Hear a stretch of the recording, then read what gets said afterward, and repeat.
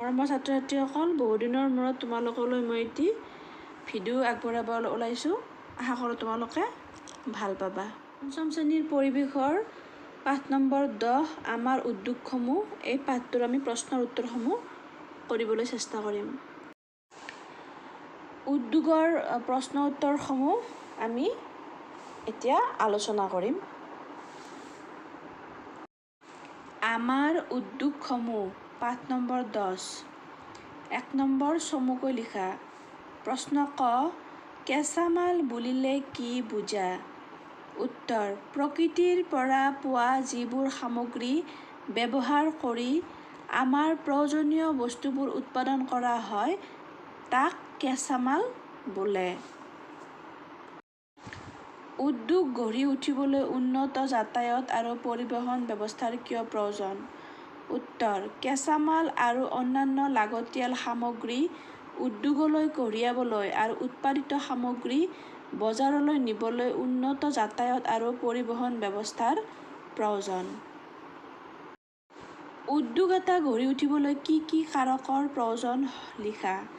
উদ্যোগ এটা গঢ়ি উঠিবলৈ কিছুমান কাৰকৰ প্ৰয়োজন, সেইবোৰ হৈছে বজাৰ, কেঁচামাল, শ্ৰমিক, ভূমি, মূলধন, মেচিন, তাপবিদ্যুৎ আৰু জলবিদ্যুৎ, যাতায়াত আৰু পৰিবহণ ব্যৱস্থা। লৌহ-তীখা উদ্যোগৰ বাবে কি কি কেঁচামালৰ প্ৰয়োজন? লৌহ-তীখা উদ্যোগৰ বাবে আকৰিক লৌহ, কয়লা আৰু চূণশিল আদি কেঁচামালৰ প্ৰয়োজন। পাটৰ কাপোৰ কেনেদৰে তৈয়াৰ কৰা হয়? নুনী গছৰ পাত পাটপলুৰ খাদ্য। নুনী গছৰ খেতি কৰি পাটপলু পোহা হয়। পলুৱে সজা লেটাৰ পৰা ৰেচম সূতা উলিয়াই পাটৰ কাপোৰ তৈয়াৰ কৰা হয়। খালী ঠাই পূৰ কৰা।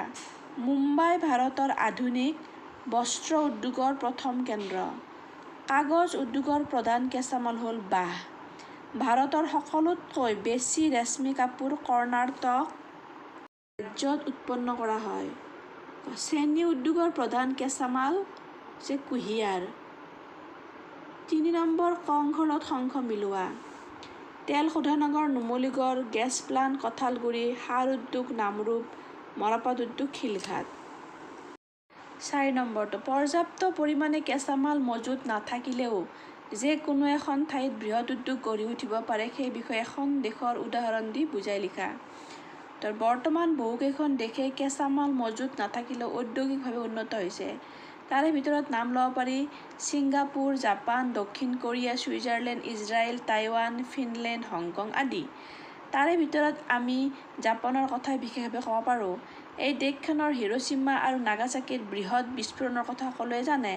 কিদৰে দেশখনে এক বৃহৎ ক্ষতিৰ মুখামুখি হোৱাৰ পিছতো হাৰ নামানিলে, বৰঞ্চ শিক্ষা, পৰ্যটন, প্ৰযুক্তিৰ ক্ষেত্ৰত আগবঢ়াই লৈ গ'ল। এখন সৰু দেশ হোৱাৰ পিছতো মানৱ সম্পদত চহকী এখন দেশ হিচাপে পৰিগণিত হ'ল। এখন দেশৰ প্ৰধান সম্পদ হ'ল মানৱ সম্পদ আৰু সেইবাবে দেশখনে প্ৰাকৃতিকভাৱে নহ'লেও যন্ত্ৰপাতি বা অন্যান্য তেনেকুৱা সামগ্ৰীৰ উদ্যোগ স্থাপন কৰি আগবাঢ়ি যাবলৈ সক্ষম হ'ল। অসমত কিয় বৃহৎ উদ্যোগ গঢ়ি উঠা নাই তাৰ কাৰণসমূহ বুজাই লিখা। উদ্যোগ এটা গঢ়ি উঠিবলৈ প্ৰয়োজন হোৱা পৰ্যাপ্ত পৰিমাণৰ মূলধন, বৃহৎ স্থানীয় বজাৰ, দক্ষ শ্ৰমিক, উন্নত যাতায়াত ব্যৱস্থাৰ অভাৱ হোৱা বাবে অসমত বৃহৎ উদ্যোগ গঢ়ি উঠা নাই। উদ্যোগ বুলিলে কি বুজা? ভাৰতৰ 4টা বৃহৎ উদ্যোগৰ নাম লিখা। য'ত মানুহৰ প্ৰয়োজনীয় বস্তুবোৰ উৎপাদন কৰা হয় তাক উদ্যোগ বোলে।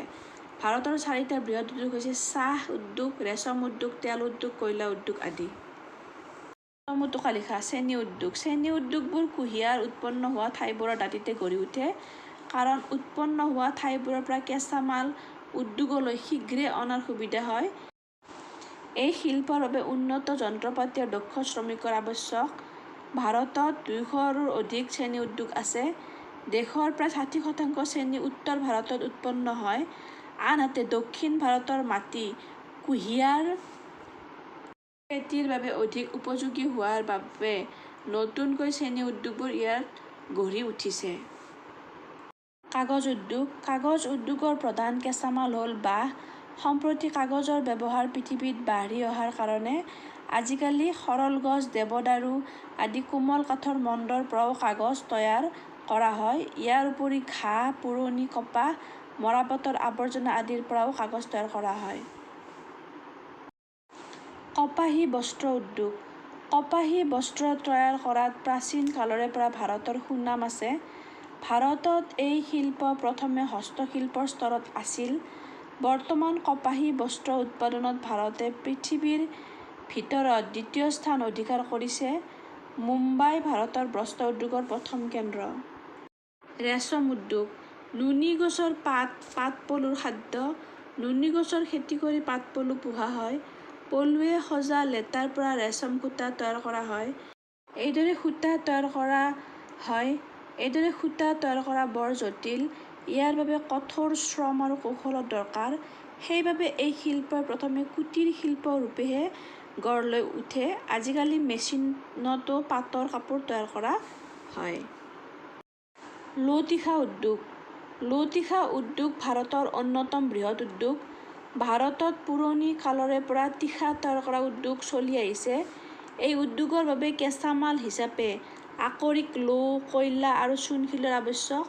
বেছি ওজন আৰু আয়তনযুক্ত কেঁচা মালৰ প্ৰয়োজন হয় বাবেই উদ্যোগ সাধাৰণতে লৌহৰ খনিৰ ওচৰত গঢ়ি উঠে।